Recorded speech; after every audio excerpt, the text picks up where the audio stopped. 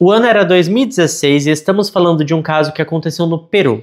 Uma jovem estudante, mãe de 2 filhos, se dividia entre a vida acadêmica, o ativismo, porque ela era uma ativista ferrenha, e uma relação amorosa já desgastada. Só que por trás da imagem de militante e mãe dedicada, ela enfrentava um ambiente familiar sufocante, cercada de conflitos, ciúmes e acusações. A casa dela era um verdadeiro caos, tá? No dia 23 de agosto de 2016, essa mulher desapareceu misteriosamente. As primeiras versões tentavam pintar o sumiço como uma simples fuga, mas ao longo dos anos, uma série de contradições, pistas ignoradas e revelações sombrias expôs algo muito mais cruel. Essa é a história da Soulcire, que teve a sua trajetória interrompida por um crime brutal e encoberto por mentiras, negligência e cumplicidade.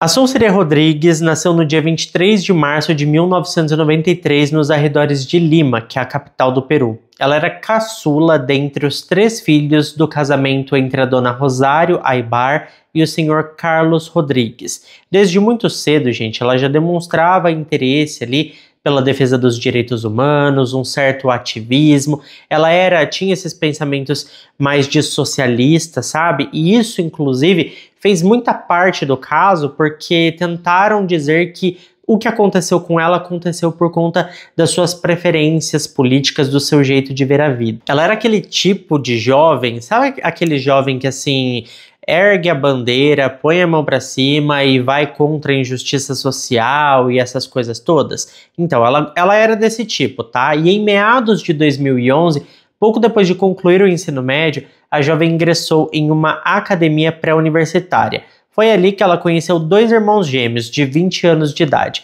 o Brian Alexander Villanueva Castilho e o seu irmão Kevin Jaime Villanueva Castilho.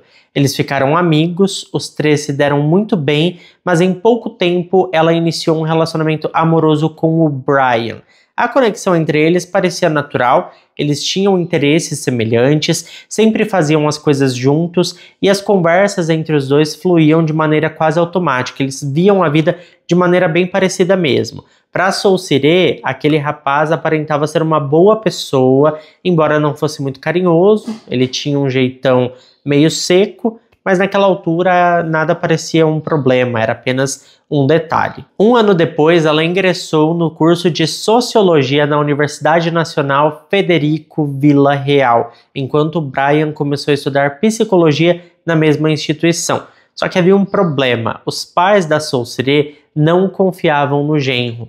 Eles achavam que ele não era autêntico, achavam que ele não era um homem de confiança, porque parecia estar fingindo ser alguém que não era de verdade. E para piorar, rapidamente eles notavam o comportamento possessivo do rapaz. E o Brian era mesmo muito ciumento, viu, gente? Ele nutria ciúmes não só de outros homens, mas também até do próprio irmão gêmeo. Ele não gostava que o seu irmão gêmeo conversasse com a sua namorada. Em 2012, a Soulcire engravidou do primeiro filho. O Brian pediu que ela fosse morar com ele na casa dos seus pais, o casal Yolanda Castilho e Alexander Villanueva. A jovem aceitou e, com a mudança de residência, ela passou a conviver também com os cunhados, o Franco e o Kevin, que evidentemente eram os irmãos do Brian. Aliás, gente, o Kevin, que era o irmão gêmeo, tinha uma namorada chamada Andrea Regina Aguirre Concha, de 28 anos, que na época era estudante de antropologia na Universidade Nacional Maior de São Marcos. A Andrea tinha nascido em Miraflores e se deslocava diariamente até a universidade, onde cultivava amizades com outras jovens engajadas, como a famosa Catherine Soto, uma ativista universitária muito popular nesse meio. Bom, meus amigos, o fato é que a Andrea e a Soulcire se aproximaram em eventos acadêmicos, dividindo o interesse pela leitura e pelas pautas feministas. As duas levantavam a mesma bandeira. A jovem mãe conciliava os estudos, esse ativismo e a maternidade, um esforço dobrado que se intensificou em 2014 com o nascimento da segunda filha. Mas ao contrário do que muitos imaginariam, a chegada da bebê não trouxe estabilidade. Na verdade, muito pelo contrário, agravou agravou as tensões naquela casa. O Brian continuava ciumento e controlador, e o Kevin, para colocar mais combustível na fogueira, passou a assediar a Saucier de forma mais direta e insistente. Agora você imagina, com um irmão gêmeo desse não se precisa de inimigo, né? O clima na casa se tornou insuportável. Em um episódio grave, o Kevin tentou abusar intimamente da Saucier. A jovem confidenciou aos seus pais o ocorrido, mas quando eles confrontaram a mãe do rapaz, portanto a sogra da Saucier, ela inverteu a situação, dizendo que era a garota que se insinuava demais para o seu filho. A verdade é que a sogra defendia todos os filhos com unhas e dentes, não importava o que eles fizessem. Então, a Saucier começou a se sentir acuada dentro da própria residência onde vivia. Afinal, ela que era a intrusa. Todo o restante ali era família de sangue, menos ela. Apesar disso, a jovem encontrou força ainda mais no seu ativismo. Ela ficou mais engajada com isso. No dia 13 de agosto de 2016, ela participou da primeira grande marcha chamada Ni Unha Menos, que reuniu milhares de mulheres contra a violência de gênero. Ela concedeu entrevistas, apareceu em vídeos no YouTube e liderou conversas comunitárias sobre como combater a violência contra mulheres na região. Mas, obviamente, o contraste era gritante, porque nas ruas ela tinha uma voz forte contra a opressão e em casa era vítima de pressões, isolamento e assédio. Foi mais ou menos nessa altura que a família se reuniu para criticar o fato da jovem participar daqueles protestos. Eles passaram a dizer que ela tinha que focar em cuidar da casa e dos filhos ao invés de perder tempo falando sobre aqueles assuntos que não levavam a lugar nenhum. Aos poucos, a garota começou a se sentir isolada e incompreendida e as coisas estavam bem longe de melhorar. Poucos dias depois da histórica marcha Ni Unha Menos, a Saucier ainda vivia uma rotina desgastante entre todas as suas atividades, os estudos, os filhos e também o ambiente pesado da casa dos Villanueva. No domingo, dia 21 de agosto de 2016, ela passou o dia com a sua mãe. As duas tinham uma relação muito próxima, elas iam juntas, trocavam confidências e aproveitavam qualquer oportunidade para se ver. A relação dela com a família era muito boa, justamente por isso que eu fico um pouco impressionado dela não ter ido embora daquela casa, sabe? E naquele encontro com a sua mãe, elas combinaram um almoço para terça-feira seguinte, dia 23 de agosto. E na segunda-feira, dia 22, a Rosário ligou para confirmar o almoço, mas a sua filha disse que precisava adiar aquele encontro. E a justificativa foi que ela estava sobrecarregada com o início do semestre na universidade e com as responsabilidades de mãe. E essa foi a última conversa entre mãe e filha. No dia seguinte, 23 de agosto de 2016, colegas de trabalho do Brian disseram que ele recebeu uma ligação. Uma ligação que vinha supostamente da sua mãe, avisando que a Saucier tinha saído de casa. Às 21 horas, o rapaz telefonou para os sogros dizendo que a esposa o havia abandonado, levando apenas alguns pertences e que havia deixado até os filhos para trás. A mãe da Saucier estranhou bastante e imediatamente, porque não parecia algo que a filha faria. Principalmente essa questão aí de abandonar as crianças. Ela poderia até ter saído de casa, mas assim, abandonar os filhos jamais. A Rosário perguntou se tinha acontecido alguma coisa dentro de casa, mas o Brian negou qualquer problema. A família tentou ligar diversas vezes para o celular dela, mas não tiveram sucesso. Eles ligaram para amigos e conhecidos, mas ninguém sabia onde ela estava. No dia seguinte, o Brian foi até a delegacia e registrou uma denúncia por abandono de lar. Para sustentar a sua versão, ele apresentou mensagens de texto supostamente enviadas pela Saucier, dizendo que estava no terminal de ônibus Plaza Norte e que pretendia sumir por um tempo. A polícia registrou a ocorrência sem sequer ir até a casa para verificar a história. Desconfiados, os pais da jovem, a Rosário e o Carlos, foram até a rodoviária para checar, mas nenhum funcionário confirmou ter visto a jovem. Eles então pediram que o Brian mostrasse novamente as mensagens, tentando encontrar alguma pista. Dias depois, já sem respostas, os pais foram até outra delegacia para registrar o desaparecimento formalmente, mas o chefe da unidade recusou a denúncia, alegando que, pela experiência dele, ela provavelmente estava com algum amigo ou familiar e voltaria por conta própria. E isso aqui é engraçado porque ele exigiu que eles esperassem uma semana para oficializar o desaparecimento.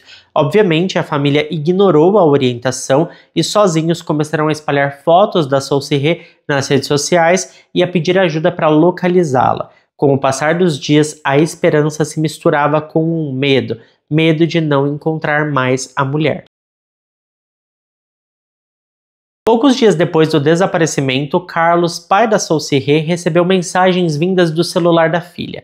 O texto dizia que ela havia viajado para esfriar a cabeça, mas o tom, a forma de escrever e até as expressões usadas não eram dela. O Carlos tinha certeza de que outra pessoa estava com o telefone. Os dias viraram semanas e apenas em 1º de setembro de 2016, 9 dias após o sumiço, a polícia finalmente registrou a denúncia de desaparecimento. O caso foi entregue à promotora Lucila Aliaga, mas nenhuma medida concreta foi tomada nas semanas seguintes. Em outubro, um novo policial assumiu o caso e prometeu pedir a geolocalização do celular da jovem, além de entrevistar amigos e verificar câmeras de segurança. A geolocalização solicitada cobria apenas 3 dias, 23, 24 e 25 de agosto. Quando a mãe e o pai da Sauceré foram ouvidos, eles relataram algo muito mais grave. A relação com a família do Brian era ruim e marcada pelo assédio do cunhado, o Kevin. A Rosário contou aos oficiais que o Kevin já tinha até invadido o quarto da Sauceré e a tocado sem consentimento na frente dos próprios filhos pequenos. Quando a vítima contou o ocorrido para a sogra, ouviu que a culpa era dela. A Rosário relatou ainda que após o episódio, a filha entrou em depressão e se afastou da casa por alguns dias, mas foi convencida pelo Brian a voltar sobre a promessa de que o Kevin não a incomodaria mais porque ele não estava morando mais lá. Além de ouvir os pais da jovem desaparecida, a polícia também chamou para depor a sogra, a Yolanda Castilho. Ela se recusou a comparecer, alegando que a jovem havia fugido, levado dinheiro e objetos e que, portanto, não tinha nada que colaborar com a procura por ela. A namorada do Kevin, a Andrea Aguirre, também foi chamada. Ela declarou que no dia 23 de agosto, a Sauceré chegou em casa por volta do meio-dia. Minutos depois, a Andrea ouviu as crianças chorando e, ao verificar, encontrou elas sozinhas bem na entrada da residência. Nos primeiros dias, a Andrea acreditou que a Sauceré apenas precisava de um tempo, mas com o passar do tempo passou a achar estranho que ela não tivesse buscado seus filhos, porque ela era muito apegada às crianças. O Kevin também prestou depoimento, disse ter certeza absoluta de que nada ruim havia acontecido com a jovem e que ela era egoísta, não queria ser mãe e sonhava com uma vida mais livre. Chegou a afirmar que anos antes ela já teria tentado abandonar a família. O Kevin terminou seu depoimento afirmando que a Sauceré era um verdadeiro monstro. Durante as investigações foi encontrado no computador da Sauceré uma carta em que ela admitia ter tido um caso extraconjugal com o Kevin por cerca de 2 meses. Essa descoberta fortaleceu uma hipótese inicial. O Brian, ao descobrir a traição, poderia ter atacado a esposa e ocultado o corpo.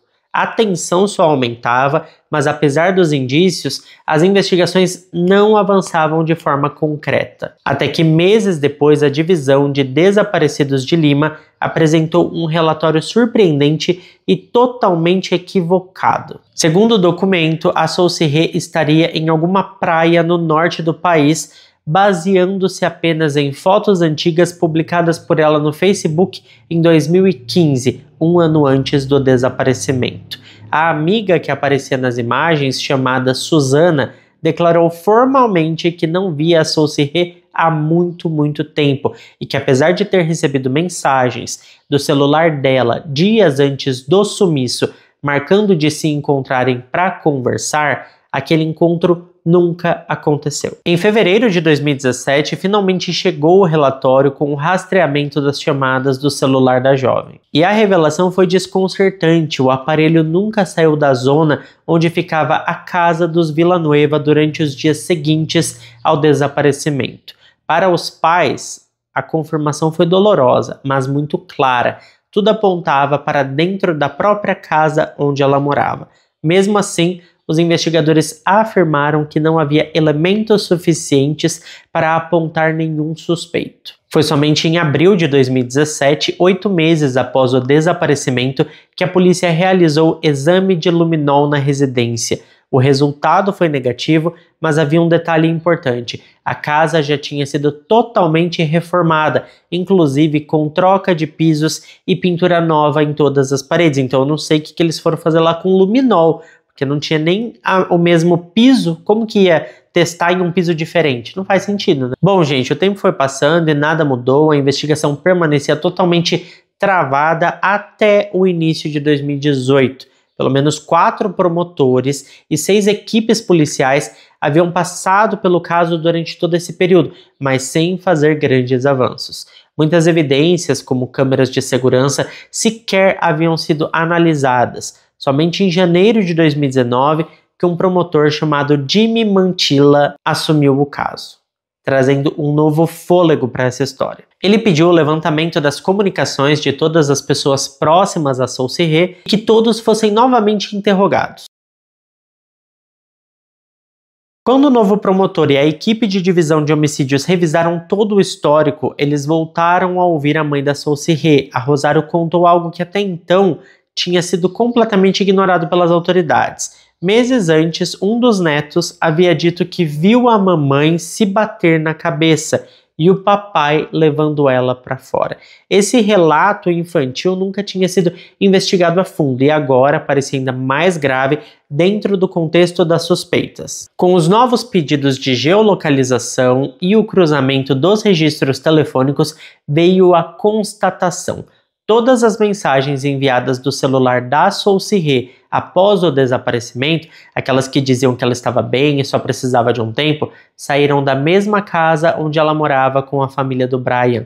Além disso, a localização do telefone do Kevin no dia seguinte ao sumiço indicava deslocamentos até áreas afastadas, em horários compatíveis com a possível ocultação do corpo. Havia também movimentações estranhas. Semanas depois do desaparecimento, o chip da Sauceré foi retirado do celular e colocado em outro aparelho, um aparelho que, de acordo com as investigações, estava em posse da Andrea. Fora tudo isso, o relatório de chamadas revelou que no dia 23 de agosto de 2016, entre as 14 horas e 16 horas, o Kevin e a Andrea trocaram várias ligações.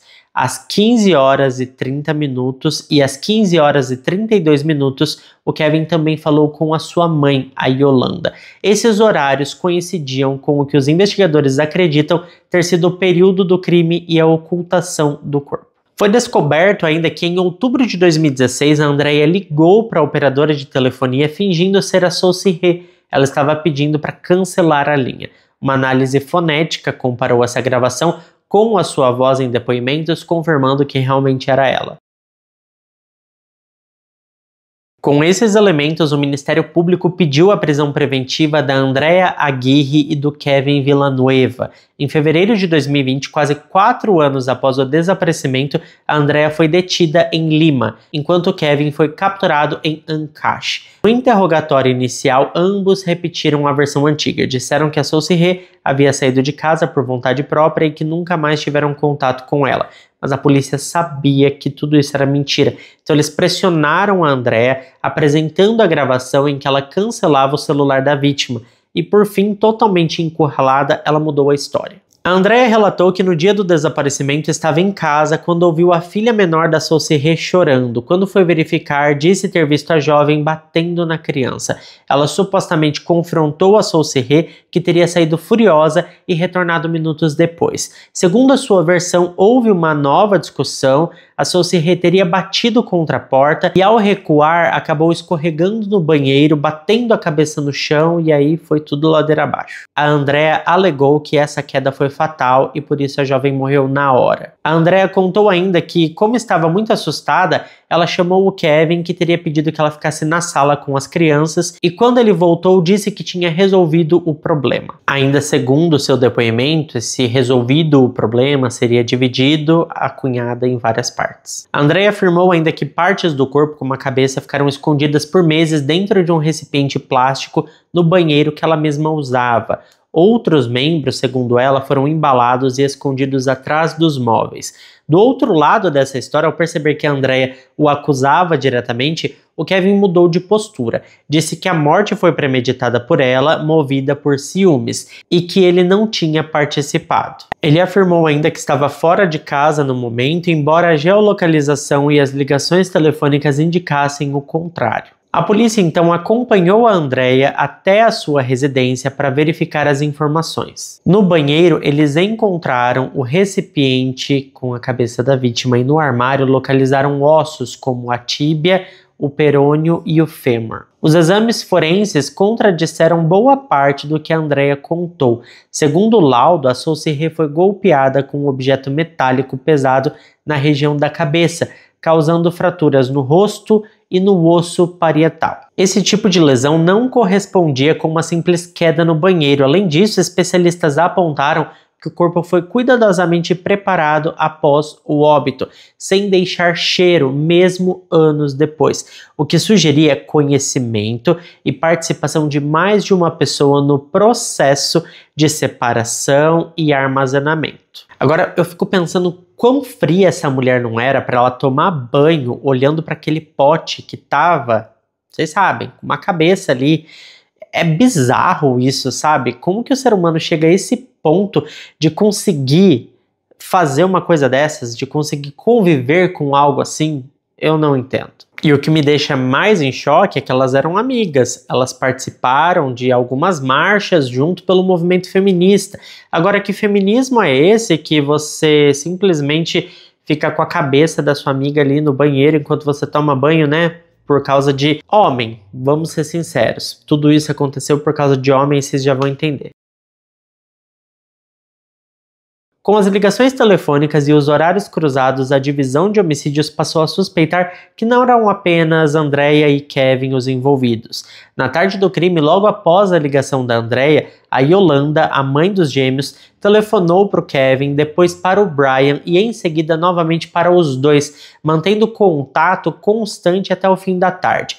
Esses horários coincidiam com o período em que, segundo as investigações, o corpo estava sendo preparado ali no banheiro. Outro elemento que levantou suspeitas foi justamente a reforma rápida no imóvel, que resultou na troca do piso e pintura nova em todas as paredes. Com isso, o Ministério Público passou a considerar que a Yolanda, o Brian e até o irmão mais novo, o Franco, poderiam ter ajudado no crime ou na ocultação de provas. Diante disso, o Ministério da Mulher determinou que os filhos da Saucier ficassem sob custódia dos avós maternos. A medida foi tomada depois que a Rosário alertou que os netos corriam perigo caso permanecessem com a família paterna. Alguns dias depois, o juiz do 4º Juizado de Investigação Preliminar do Calau decretou 9 meses de prisão preventiva para Andrea e para o Kevin pelos crimes de homicídio qualificado e feminicídio. O Kevin insistia que era inocente e que a Andrea havia inventado tudo,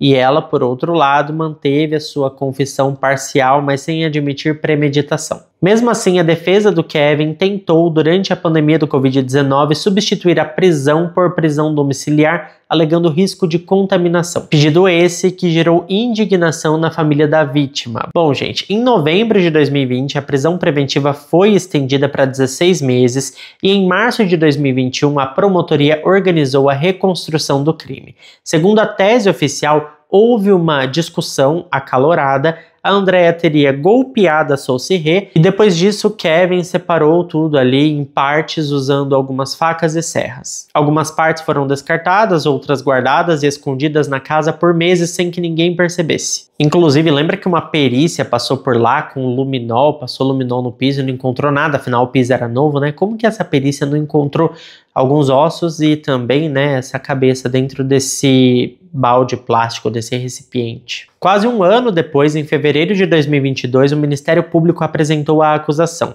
O Kevin foi formalmente acusado de feminicídio com pena solicitada de 30 anos. A Andrea foi acusada de homicídio qualificado com pena solicitada também de 30 anos. A Yolanda e o Brian foram acusados de coautoria no crime de encobrimento real com pena solicitada de 3 anos e meio. A promotoria sustentou ainda que o assassinato teve motivação ligada a assédio sexual por parte do Kevin e a discriminação contra a vítima por parte da Andrea. Seguindo essa linha de raciocínio, a promotoria acredita que aquela carta que foi encontrada no computador da Saucier, dizendo que ela tinha um relacionamento extraconjugal com o Kevin, era falsa e foi colocada lá para confundir a investigação. O julgamento começou em março de 2022, com 8 sessões programadas até junho. O Ministério Público apresentou mais de 83 elementos de prova, incluindo testemunhas, laudos periciais e registros telefônicos. Mas havia um problema: a prisão preventiva da Andrea e do Kevin expirava em 12 de maio. Mesmo com pedidos da promotoria para acelerar as audiências, o tribunal manteve o calendário bem espaçado. E no dia 17 de maio de 2022, poucos dias após o prazo expirar, o tribunal determinou que a Andrea e o Kevin passariam a responder em liberdade sob comparecimento restrito. Eles não podiam mudar de endereço, sair da cidade ou deixar de assinar presença no Ministério Público. Como já era de se esperar, a decisão gerou revolta, e muita revolta, tá? Para a família da vítima principalmente, porque era impensável que 2 acusados confessos ou fortemente implicados ficassem soltos antes da sentença, depois de tirar a vida de uma pessoa. A Rosário e o Carlos, pais da vítima, deram entrevistas denunciando a morosidade do sistema judicial e alertando para o risco de a família paterna tentar a guarda das crianças. A defesa do Kevin, por sua vez, argumentou que a prisão preventiva havia sido excessivamente longa e que não existiam provas diretas contra ele, apenas a palavra da Andrea. Bom, gente, após anos de investigação e um processo marcado por atrasos, enfim, no dia 3 de junho de 2022, saiu o veredito. Kevin Villanueva foi considerado culpado e sentenciado a 30 anos de prisão por feminicídio. A Andrea Aguirre também foi considerada culpada das acusações e sentenciada a 28 anos e 6 meses de prisão por homicídio qualificado. O Brian Villanueva e a Yolanda Castilho também foram considerados culpados e sentenciados a 3 anos e 4 meses por encobrimento e obstrução da justiça. Além das penas, o Kevin e a Andrea deveriam pagar o equivalente a pouco mais de $20 mil em indenização para a família da Saucier. O Brian e a Yolanda foram condenados a pagar pouco mais de $1.000 cada um ao Estado peruano. Mas mesmo condenados, o Brian e a sua mãe Yolanda ficaram foragidos por algumas semanas. Os dois só foram localizados e presos na região de Callao no dia 23 de junho de 2022. De lá, eles foram enviados diretamente ao presídio estadual. A verdade é que foram 3 anos e meio de luta incansável da família, enfrentando negligência, preconceito e ineficiência estatal, até que todos os envolvidos estivessem atrás das grades. Embora a promotoria tenha chegado a essa conclusão e tenha dado o veredito, né, o juiz deu o veredito e sentenciou todo mundo por aqueles motivos, existem muitos portais que relataram algumas coisas. Primeiro porque, assim, essa investigação, processo e tudo mais foi muito bagunçado. Não tinha pé nem cabeça, sabe? As coisas foram muito mal feitas mesmo, infelizmente eu tenho que dizer. E outra, muitas coisas ficaram sem respostas. Foi dito que aquela carta, por exemplo, supostamente escrita pela Saucier, dizendo que tinha um relacionamento com o Kevin, era falsa e foi utilizada para despistar as investigações.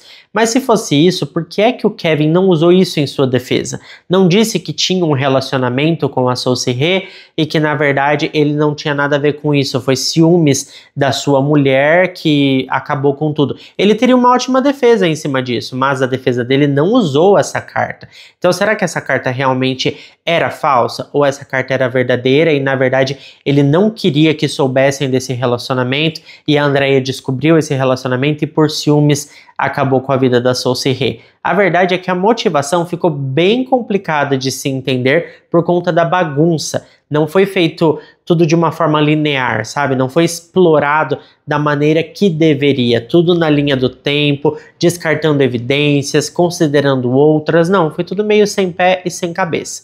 Isso gerou muito burburinho. Existem alguns jornais que chegaram a relatar que, na verdade, a causa da morte provavelmente foi por conta do ativismo que ela tinha em relação ali ao feminismo e tudo mais. Diz que a família odiava isso e por isso teria tirado a vida dela. Mas se fosse, e a Andrea, que também era ativista igual a Saussure, ela se saiu impune aí dessa punição, digamos assim? Então, assim, embora a promotoria apresentou ali a sua tese, o juiz acatou, dizendo que realmente foi um caso ali de ciúmes, a gente não tem como saber o porquê desses ciúmes. Se realmente houve um relacionamento extraconjugal entre ela e o irmão gêmeo do seu namorado, se não houve, enfim, para mim fica um grande ponto de interrogação e eu acho que é algo que a gente vai pensar aí por muito tempo. Eu, quando encontro um caso assim, eu passo muito tempo pensando, será que foi isso mesmo? Será que aconteceu dessa forma? É por isso que eu gosto muito, gente, dos casos americanos, porque as investigações quase sempre são exemplares, sabe? Quando chega a promotoria, eles chegam com tudo para botar mesmo ali o arquivo na mesa e passar tudo preto no branco. A gente consegue sentir, sabe? Percorrer ali a linha da investigação. Mas é isso. Esse foi o caso de hoje. Eu quero muito saber a opinião de vocês, então deixa para mim aqui nos comentários o que vocês acham disso tudo. Muito obrigado a quem ficou até aqui comigo. Se ficou até aqui, não esquece de deixar o seu like, que ajuda muito na divulgação do canal. Eu fico por aqui, beijo grande para todos vocês e até o próximo vídeo.